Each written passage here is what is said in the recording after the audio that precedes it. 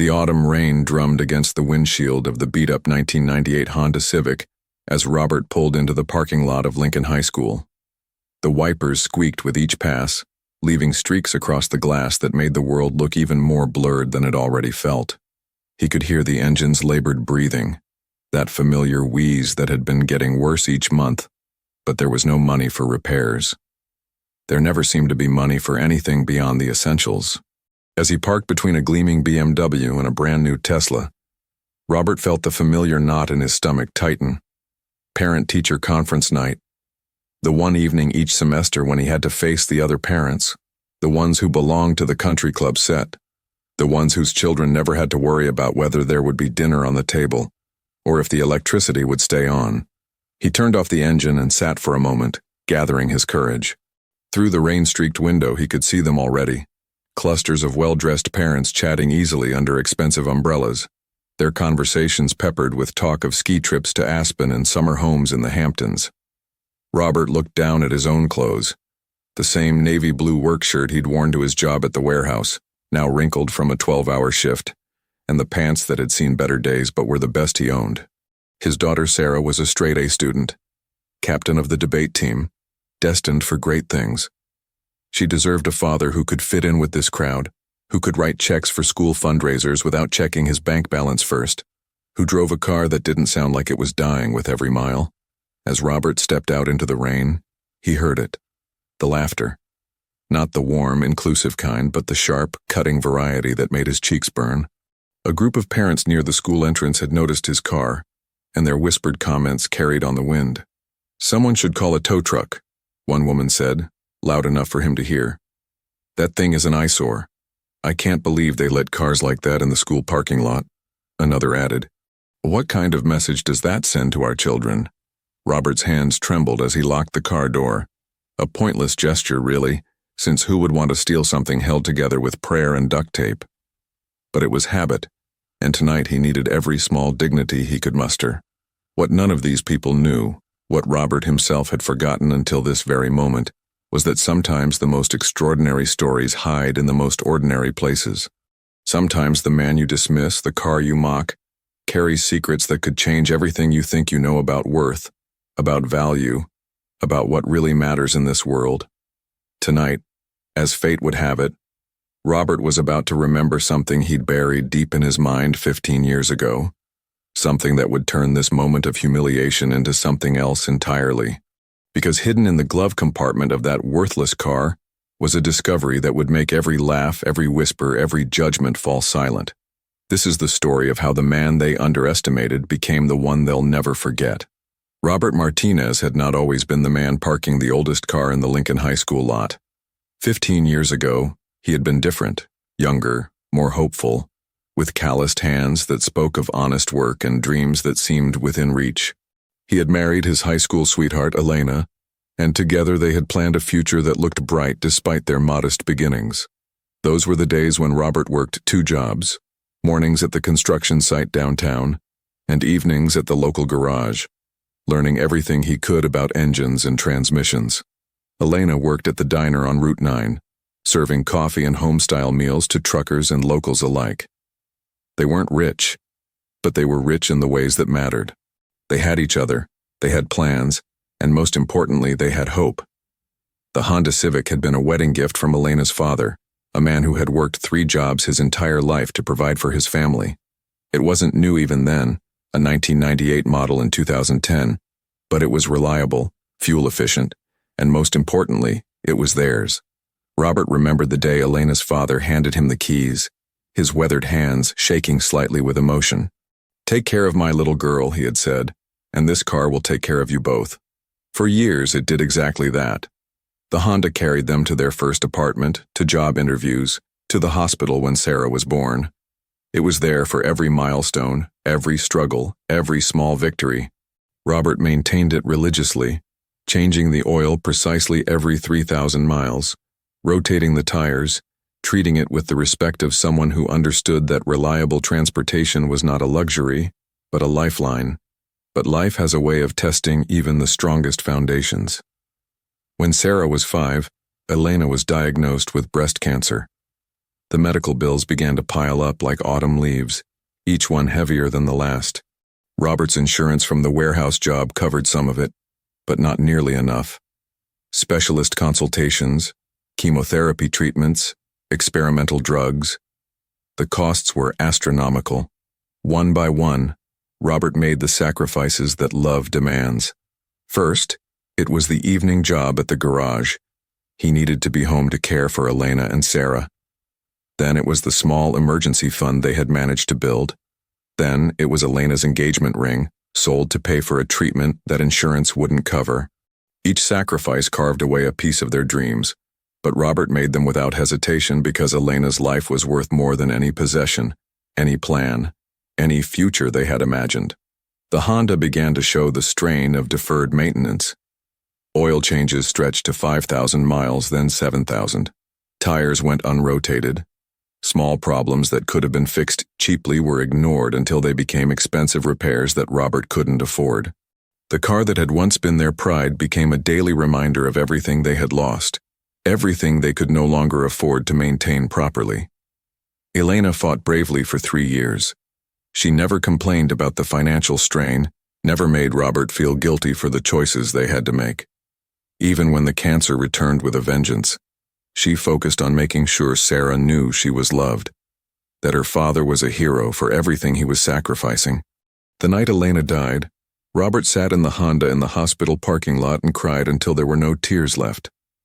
The car's heater hadn't worked properly in 2 years, and the October night was cold, but he couldn't bring himself to go home to the empty house, to the bedroom that would never be the same. In the 7 years since Elena's death, Robert had rebuilt his life around one central purpose: giving Sarah every opportunity, every chance at the future that Elena had dreamed for her. If that meant driving a car held together with hope and determination, so be it. If it meant enduring the sideways glances and whispered comments of other parents, he could bear that too. But bearing it and feeling it were two different things entirely. The conference went exactly as Robert had expected. Sarah's teachers praised her academic performance, her leadership qualities, her bright future. Mrs. Henderson, her English teacher, mentioned that Sarah had been accepted to the state debate championship, an honor that would look excellent on college applications but would require travel expenses that made Robert's stomach churn. Sarah is remarkable, Mrs. Henderson continued, but I do worry about her sometimes. She seems to carry a weight that other students don't. She's mentioned that she doesn't want to burden you with extracurricular expenses. The words hit Robert like a physical blow. His daughter, his brilliant, beautiful daughter, was limiting her own dreams because she could see the strain in her father's face, the way he calculated every dollar before spending it. Walking back to the parking lot after the conferences, Robert felt the familiar shame wash over him. The rain had stopped, but the damage was done. His already struggling car looked even worse, with water spots and rust stains highlighted by the parking lot lights. As he approached the Honda, he could hear voices nearby. Is that the same car that was here earlier? It was the woman who had made the tow truck comment. I think so. I feel sorry for that man's daughter. Can you imagine being dropped off at school in that thing? Someone should start a collection, another voice chimed in. It's embarrassing for the whole school community. Robert's hands shook as he fumbled with his keys. The keychain Elena had given him for their first anniversary, a small metal heart with their initials, caught on his wedding ring. In his nervousness, he dropped the keys, and they scattered under the car. Getting down on his hands and knees in the wet parking lot, feeling around in the darkness for his keys while knowing that the other parents were watching, was perhaps the lowest moment of Robert's adult life. His work shirt soaked up the puddle water, his pants picked up grease stains from the asphalt, and somewhere behind him, he could hear the barely contained laughter. Finally locating the keys near the front tire, Robert pulled himself up and opened the car door. But as he settled into the driver's seat, something unusual happened. The dome light, which had been flickering for months, suddenly blazed bright and steady. In that moment of clear illumination, Robert's eyes fell on the glove compartment. He couldn't remember the last time he had opened it. In recent years, the glove compartment had become a forgotten space, holding only the car's registration, an old bottle of aspirin, and whatever random items had been tossed in and forgotten over the years. But tonight, something was different. The latch appeared to be slightly ajar, as if the day's driving had shaken something loose. Curious despite his emotional exhaustion, Robert reached over and pulled the handle. The glove compartment fell open, spilling its contents onto the passenger seat.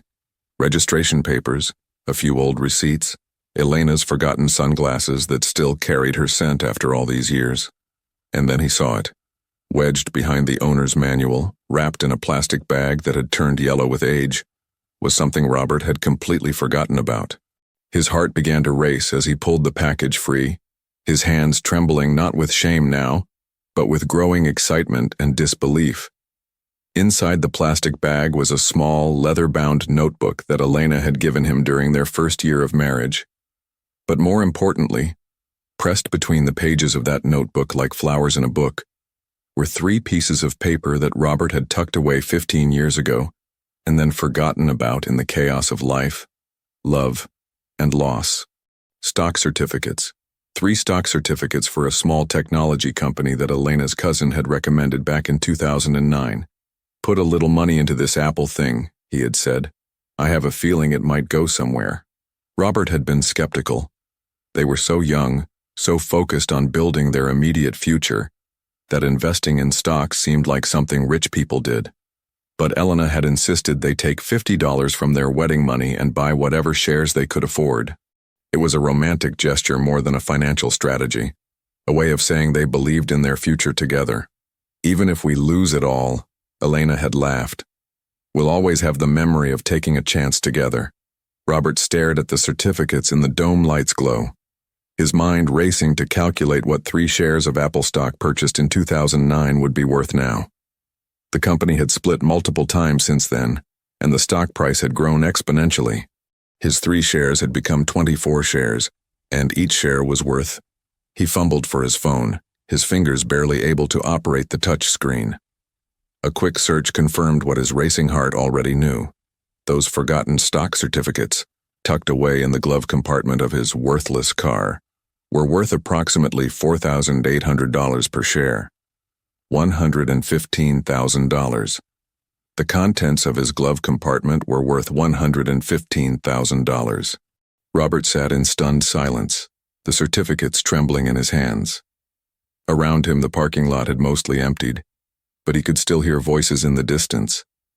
The same parents who had mocked his car, who had whispered about collections and embarrassment, were still out there completely unaware that the man they had dismissed was sitting in his beat-up Honda, staring at a small fortune that had been hiding in plain sight for 15 years. But the money wasn't what made Robert's eyes fill with tears. It was Elena's voice, clear as if she were sitting in the passenger seat beside him. "Even if we lose it all, we'll always have the memory of taking a chance together." They hadn't lost it all. Elena had been right to believe in their future, right to insist on taking that chance. And now, 7 years after her death, she was still taking care of their family. The revelation of the stock certificates was overwhelming, but Robert's first instinct wasn't to celebrate or to rush home and start planning how to spend the money. Instead, he sat in the quiet car, surrounded by memories and possibilities, and thought about the woman who had made it all possible.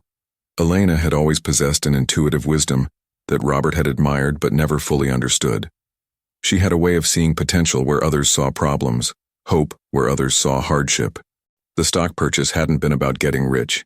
It had been about having faith in their ability to weather whatever storms life might bring. "You never know what treasures you're carrying until you really need to find them," she used to say when life got difficult. It was something her grandmother had told her, and Elena had passed it on to Sarah during the worst days of her illness. Now, sitting in the parking lot where he had been humiliated just an hour earlier, Robert understood what Elena had meant. The treasure hadn't been the money itself. It had been the love behind the decision to invest in their future, the partnership that had made them strong enough to face whatever came their way. As the reality of the discovery began to sink in, Robert's mind turned to practical matters. $115,000 would change everything for Sarah. College tuition, which had been a looming financial impossibility, was now within reach. The debate championship trip that Mrs. Henderson had mentioned, Sarah could go, and Robert could be there to cheer her on. The constant weight of financial worry that had pressed down on both of them for years could finally be lifted. But even more than the financial relief, Robert felt something he hadn't experienced in years. Vindication. Not because he now had money, but because Elena's faith in their future had been justified. Every sacrifice he had made, every moment of humiliation he had endured, every time he had chosen to put Sarah's needs above his own pride. It had all led to this moment. Robert carefully placed the stock certificates back in their plastic sleeve and tucked them into his jacket pocket. Tomorrow, he would call a financial advisor and begin the process of converting them to cash. Tonight, he would drive his beat-up Honda home and tell Sarah that sometimes miracles come disguised as forgotten dreams. As he started the engine, that familiar wheeze now sounding less like a death rattle and more like an old friend clearing his throat, Robert noticed that the group of parents who had been discussing his car were still standing near the school entrance. They were probably wondering why the man with the eyesore vehicle was sitting in the parking lot for so long. For a moment, Robert considered rolling down his window and sharing his good fortune. He imagined their faces, their shock, their inevitable attempts to backtrack from their earlier comments. But as quickly as the thought came, it passed. The validation he felt didn't require their acknowledgement or their apologies. Instead, Robert simply drove past them with a quiet smile. Let them think what they wanted about his car, about his clothes, about his place in their social hierarchy. He knew something they didn't. Worth isn't measured by the shine on your vehicle or the label on your clothes. It's measured by the love you give, the sacrifices you make, and sometimes, by the faith you have in possibilities you can't yet see. The next morning dawned clear and bright, a stark contrast to the previous evening's rain. Robert woke early, as he always did, but instead of the usual knot of anxiety in his stomach about the day ahead, he felt something that had been absent for too long. Excitement about the future. Sarah was already up, sitting at the kitchen table with her debate notes spread around her like battle plans. She looked up when Robert entered, and he could see the question in her eyes. The same question that had been there every morning since the school had announced the state championship opportunity. "Dad, about the debate trip," she began carefully. "I've been thinking, and I really don't need to go. There will be other opportunities, and—" "Sarah?"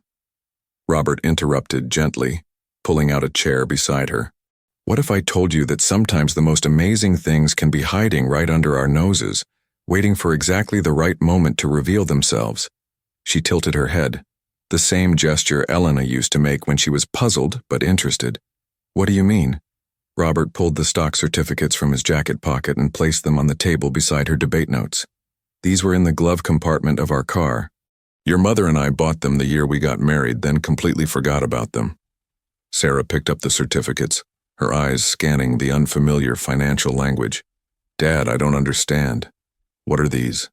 "They're stock certificates, sweetheart.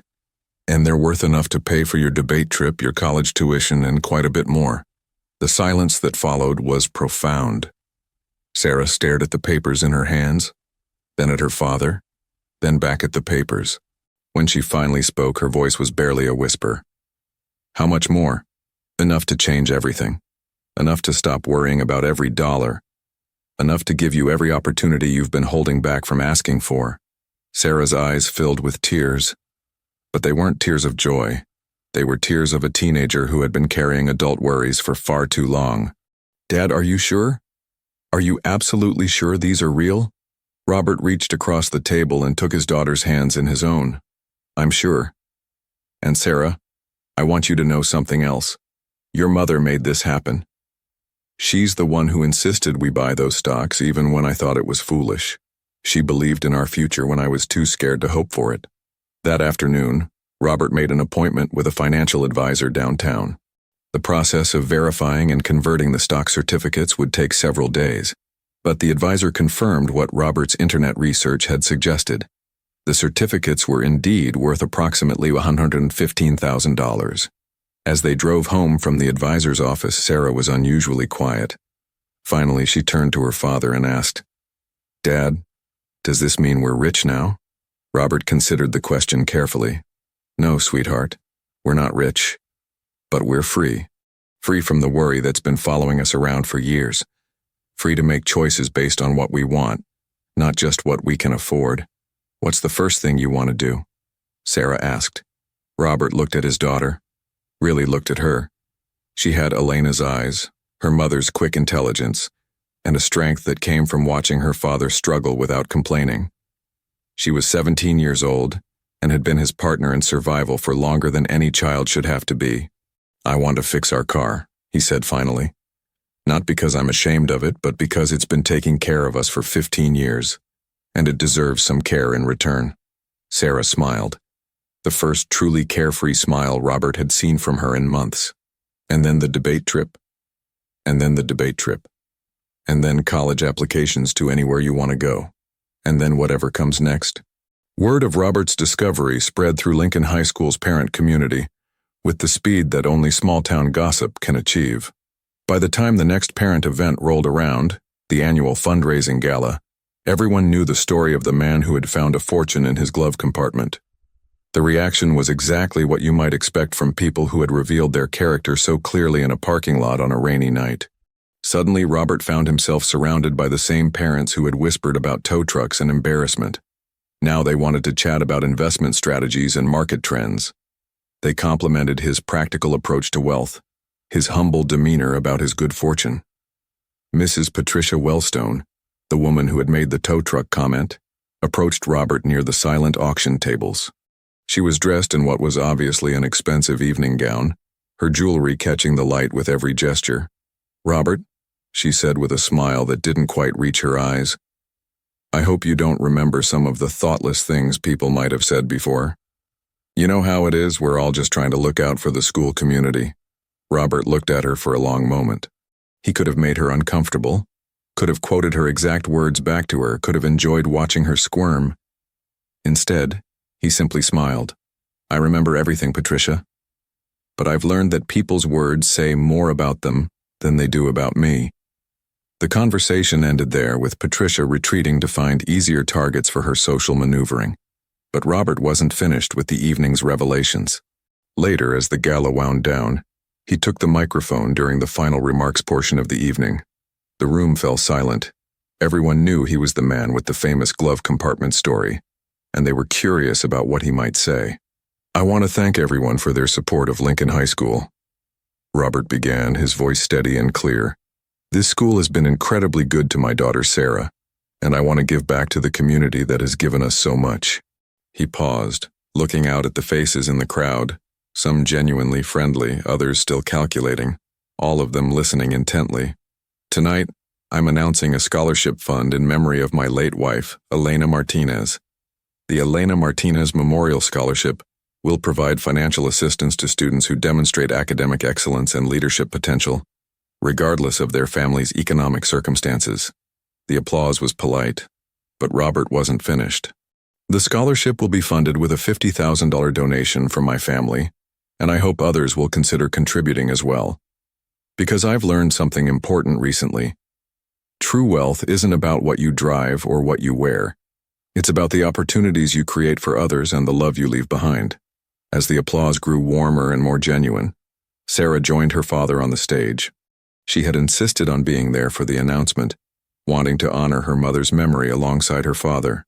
"My mom always said that treasures hide in the most unexpected places," Sarah said into the microphone, her voice strong despite her nerves. She was right about that. But the real treasure wasn't the stock certificates Dad found. It was the lesson that you should never judge people by what you can see on the surface. The room was completely silent now, everyone understanding exactly what Sarah was referring to. In the audience, Patricia Wellstone was studying her hands, her face flushed with embarrassment. "So when you see someone driving an old car or wearing clothes that have seen better days," Sarah continued, "remember that you might be looking at someone who has made sacrifices you can't imagine for reasons you'll never know. And that person might just surprise you." The applause that followed was different from the polite clapping that had greeted Robert's scholarship announcement. This was the sound of people recognizing truth, even when it made them uncomfortable. After the gala, as Robert and Sarah drove home in the Honda, which Robert had decided to keep, newly repaired but still bearing the honest scars of their journey together, they talked about the evening's events. "Dad, do you think Mom would be proud of what we did tonight?" Robert glanced at his daughter, this remarkable young woman who had grown up too fast but had grown up strong and kind, despite the hardships they had faced. I think your mother would be proud of who you've become, Sarah. The scholarship, the money, the fancy evening, that's all just noise. What matters is that you've learned to see people for who they really are, not what they appear to be. Is that why you kept the car? To remind people not to judge? Robert smiled, patting the dashboard affectionately. I kept the car because it's been faithful to us when everything else was falling apart, and because some treasures are worth keeping, even when the world tells you they're worthless. As they pulled into their driveway, the Honda's engine giving its familiar wheeze, Robert reflected on the strange turns life can take. A month ago, he had been a man barely keeping his head above water, driving a car held together with hope and stubbornness, enduring the judgment of people who measured worth in dollar signs. Tonight, he was still driving the same car, still wearing clothes that wouldn't impress anyone at a country club. But everything had changed, and nothing had changed. The money in the bank was real. The opportunities for Sarah were real. The freedom from financial worry was real. But more real than any of that was the understanding that had crystallized in a parking lot on a rainy night. Dignity doesn't come from what you own, and worth isn't determined by what others think of you. Sometimes the most valuable treasures are the ones you carry with you every day without even knowing they're there. And sometimes, just sometimes, the world gives you the chance to show everyone what you're really made of. The Elena Martinez Memorial Scholarship would go on to help dozens of students over the years. Sarah would win the state debate championship and earn a full academic scholarship to Stanford University. Robert would eventually start his own business, but he would never trade in the Honda Civic that had carried him through the hardest years of his life. And in the parking lot of Lincoln High School, on parent conference nights and graduation ceremonies and all the other occasions when the community gathered, there would always be a few people who remembered the lesson of the man who found treasure in his glove compartment. Never judge someone's worth by the surface of their story, because the best chapters might be hidden just out of sight, waiting for exactly the right moment to change everything. Some treasures are worth more than money. Some discoveries are worth more than wealth. And sometimes the most powerful moment in your life comes not when you find what you've been looking for, but when you realize you had it all along.